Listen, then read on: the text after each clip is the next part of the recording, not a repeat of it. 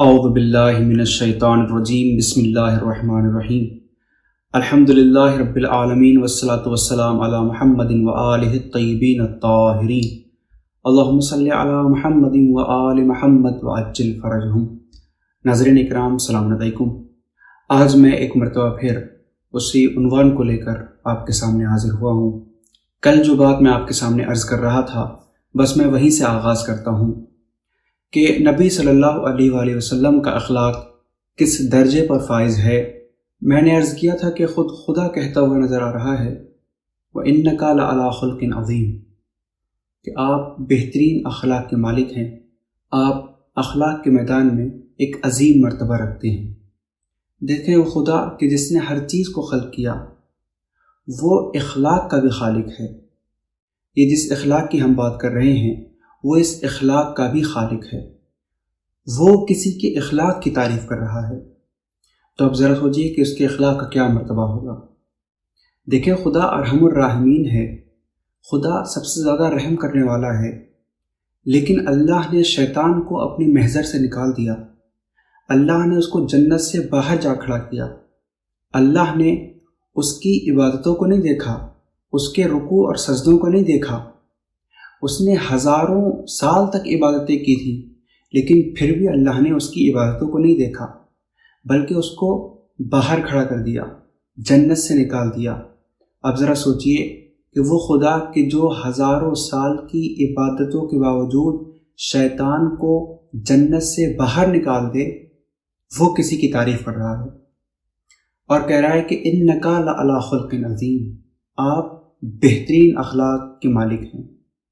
میں نے عرض کیا تھا کہ اگر کسی کی بلندی کو دیکھنا ہو، درجے کو دیکھنا ہو، تو ہم اس میدان میں جو اس جیسا ہے یا اس سے بہتر ہے اس سے معلوم کریں گے، کہ جو اس کے ہنر، اس کے پیشے، اس کے فن کو جانتا ہو۔ تو آئیے ہم در اہل بیت پر چلتے ہیں اور دیکھتے ہیں کہ اہل بیت علیہ السلام نے نبی کے اخلاق کے بارے میں کیا فرمایا ہے۔ ایک بہترین حدیث میں آپ کے سامنے پیش کروں گا جو امام حسین علیہ السلام سے منقول ہے۔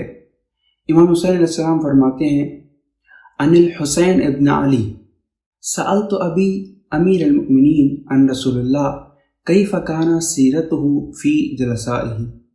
فرماتے ہیں کہ میں نے اپنے بابا سے پوچھا، میں نے اپنے بابا سے سوال کیا رسول خدا صلی اللہ علیہ وآلہ وسلم کی سیرت کے بارے میں، کہ آپ کی سیرت، آپ کا اخلاق آپ کے جلسوں میں کیسا تھا، یعنی جب آپ اصحاب کے درمیان بیٹھا ہوا کرتے تھے، لوگوں کے ساتھ ملاقات کرتے تھے، تو آپ کا اخلاق، آپ کی سیرت کیسی ہوا کرتی تھی۔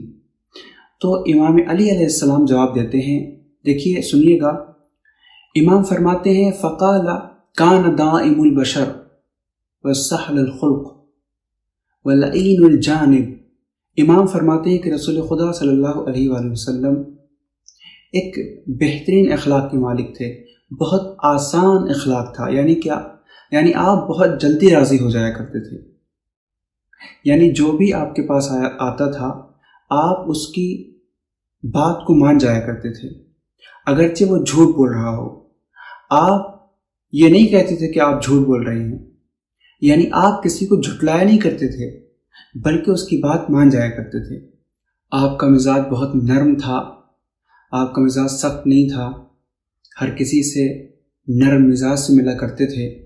امام فرماتے ہیں کہ کسی شخص نے آپ سے کبھی کوئی معیوب بات، کوئی قبیح بات نہیں سنی، آپ لوگوں میں عیب نہیں ڈھونڈتے تھے۔ اگر کوئی عیب کسی شخص میں ہوتا تھا اور نہ ہی کسی کی زیادہ تعریف کرتے تھے۔ یعنی کیا؟ یعنی جو آج کل ہمارے درمیان موجود ہے کہ اگر کوئی شخص کسی سے ملتا ہے تو کبھی ایسا ہوتا ہے کہ اس کے عیب تراشنے لگتا ہے، یا کبھی ایسا ہوتا ہے کہ اس کی بہت زیادہ تعریف کرتا ہے۔ دیکھیں عیب تلاشنا تو ایک بری بات اور قبیح اور بد اخلاقی تو ہے ہی، لیکن کسی کی زیادہ تعریف کرنا بھی بد اخلاقی ہے۔ کبھی ایسا ہوتا ہے کہ وہ تعریف کے قابل ہوتا ہے، تعریف کا حقدار ہوتا ہے، لیکن کبھی ایسا ہوتا ہے کہ وہ کوئی تعریف کے حقدار نہیں ہے لیکن پھر بھی اس کی تعریف کی جائے، اگرچہ وہ تعریف کا حقدار ہو، لیکن اس کی بہت زیادہ تعریف کرنا یہ مناسب نہیں ہوتا۔ امام فرماتے ہیں کہ آپ اس چیز کی طرف نہیں جاتے تھے کہ جس کو آپ پسند نہیں کرتے تھے۔ مثلا ہمارے ساتھ کبھی ایسا ہوتا ہے کہ ہمارا من بھر گیا ہے کھانے سے، لیکن پھر بھی ہم کھاتے رہتے ہیں، یا پھر کبھی ایسا ہوتا ہے کہ ہمارا دل نہیں ہے کسی سے بات کرنے کو، لیکن پھر بھی ہم اس سے بات کرتے ہیں، یا پھر کوئی بھی ایسا کام کہ جو ہم کرتے ہیں دل نہیں ہوتا لیکن پھر بھی کرتے ہیں۔ رسول خدا صلی اللہ علیہ وآلہ وسلم ایسا نہیں کرتے تھے، یعنی جو آپ پسند نہیں کرتے تھے اس کام کو آپ انجام نہیں دیتے تھے۔ اور امام فرماتے ہیں کہ آپ کسی کی امید نہیں توڑتے تھے۔ آپ کے در پر کوئی بھی آتا تھا اپنی بات کو لے کر، اپنے سوال کو لے کر، تو آپ اس کے سوال کا جواب دیتے تھے۔ اگر اس کی کوئی پریشانی ہوتی تھی تو آپ اس کی پریشانی کو دور کرتے تھے، کبھی اپنے در سے مایوس واپس نہیں لوٹاتے تھے۔ اور 3 چیزیں ایسی تھیں کہ جو کبھی آپ میں نہیں پائی گئی۔ وہ کون سی ہیں 3 چیزیں؟ دکھاوا، زیادہ روی، اور ان چیزوں میں دخل دینا کہ جس چیز سے آپ کو کوئی مطلب نہیں ہوتا تھا، یعنی جس کام سے آپ کو مطلب ہوتا تھا آپ اس کام کو ہی انجام دیتے تھے۔ کبھی ہمارے ساتھ ایسا ہوتا ہے کہ راستے میں ہم کہیں جا رہے ہوتے ہیں اور راستے میں ہم کسی چیز کو دیکھنے لگتے ہیں، کوئی کام کر رہا ہو ہم اس کو دیکھنے لگتے ہیں، اور ہمارا کوئی اہم کام اس دوسرے فضول کام کے دیکھنے کی وجہ سے چھوٹ جاتا ہے۔ یہ 3 کام ایسے تھے کہ جو آپ نے ترک کیے ہوئے تھے، اور 3 کام ایسے ہیں کہ جو لوگوں نے آپ میں کبھی نہیں دیکھے۔ کسی کی مذمت کرنا، کسی کے عیب تلاش کرنا، چاہے وہ حاضر ہو یا غائب ہو، اور کسی کے چھپے ہوئے رازوں کو تلاش کرنا۔ مثلا کوئی اگر شراب پیتا ہے یا شراب پی رہا ہے تو اس کو دیکھنا، آپ ایسا نہیں کرتے تھے۔ ہمارے ساتھ اکثر ایسا ہوتا ہے کہ اگر کوئی شخص کسی گناہ، کسی عیب، کسی قبیح چیز میں ملوث ہے تو ہم اس کے اس گناہ کو جاننے کی کوشش کرتے ہیں، اور نہ جانے کیسا لوگوں کو لطف آتا ہے کہ اس کے گناہ کو جانتے ہیں۔ مثلا کوئی شراب پی رہا ہے تو اس کو دیکھتے ہیں، کوئی غیبت کر رہا ہے تو اس کو سنتے ہیں، یا پھر اس کے علاوہ کوئی بھی گناہ، یعنی ہماری خود سے زیادہ دوسروں پر توجہ ہوتی ہے۔ اور آگے امام فرماتے ہیں رسول خدا صلی اللہ علیہ وآلہ وسلم کے اخلاق کے بارے میں کہ آپ بات نہیں کرتے تھے مگر یہ کہ وہ اچھی بات ہوتی تھی۔ آپ ہمیشہ اچھی باتیں کرتے تھے، اور جب آپ باتیں کرتے تھے تو اس وقت سب کے سب خاموش ہو جایا کرتے تھے، چاہے کتنا ہی مجمع کیوں نہ ہو، سب کے سب خاموش ہو کر آپ کی بات سنتے تھے۔ ایسا لگتا تھا، روایت کا جملہ ہے کہ ایسا لگتا تھا کہ جیسے سب کے سروں پر کوئی پرندہ بیٹھا ہو۔